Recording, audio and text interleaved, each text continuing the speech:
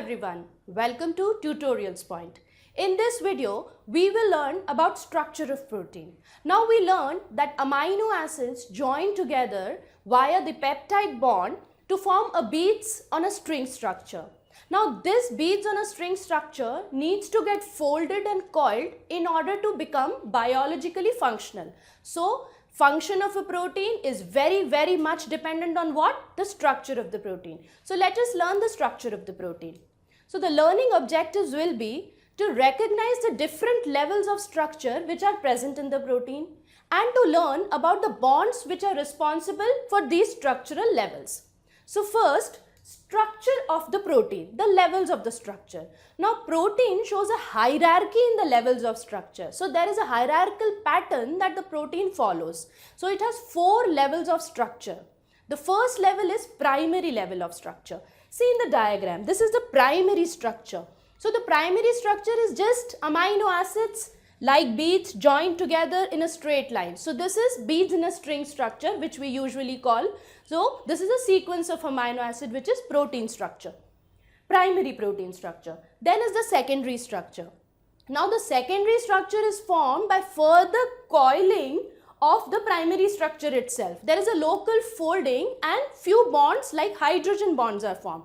And 2 types of structures are formed. The beaded structure, the beta pleat structure and the alpha helical structure. Now this secondary structure undergoes further foldings and 3-dimensional coilings to form a tertiary structure which is formed by 3-dimensional coiling.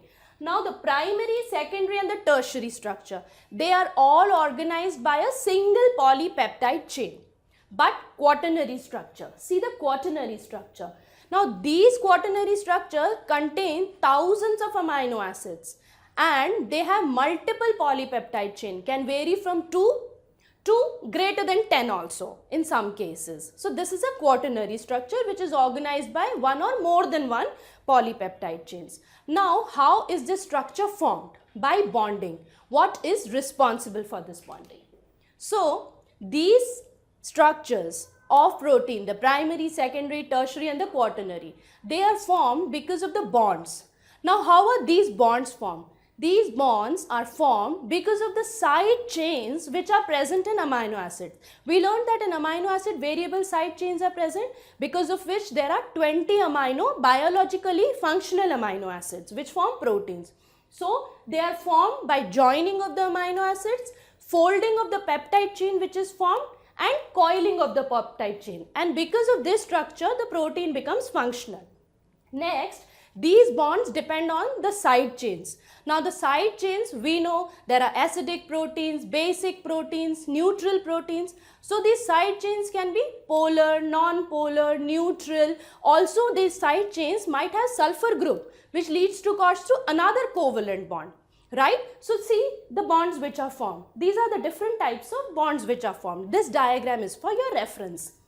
Let us discuss these bonds in detail according to the structure in which they are present. So first, primary structure. In the primary structure, I said there is a sequence of amino acid.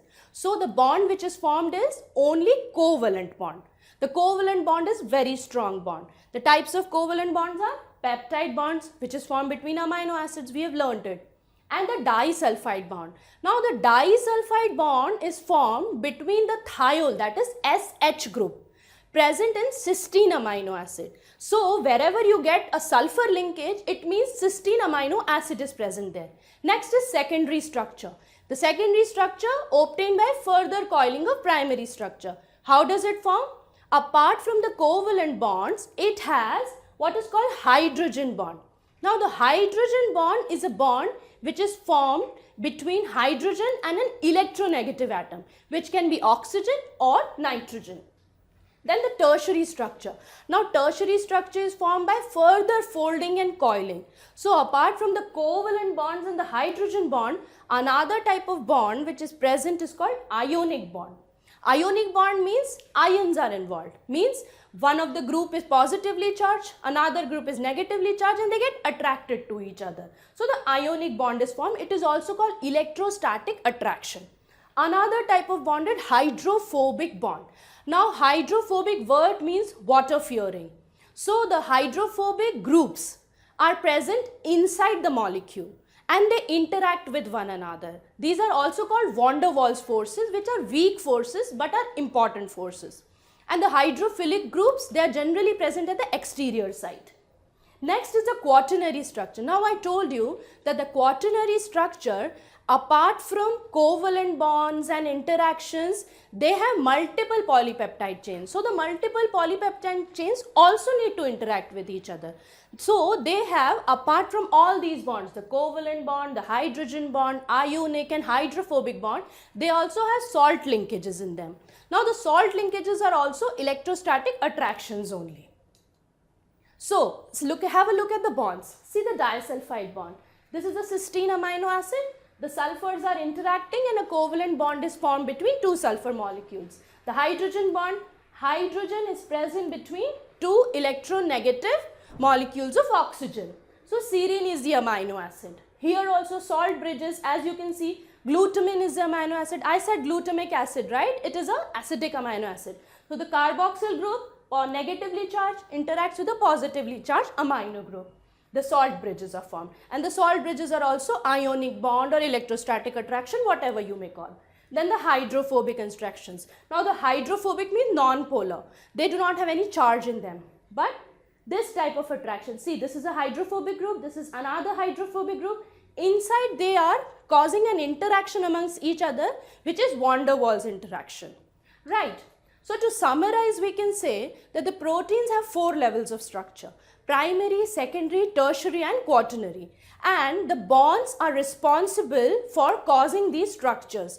These bonds are because of the R group, the variable side chains. And the different types of bonds which are present are covalent bonds like peptide bond and disulfide bond, and non-covalent bonds like ionic attractions, salt linkages, hydrophobic bonds, van der Waals forces. So all of these are non-covalent attraction. So this is all about introduction of primary structure. Now slowly we will move in depth about each and every structure. So wait for the next video. Thank you.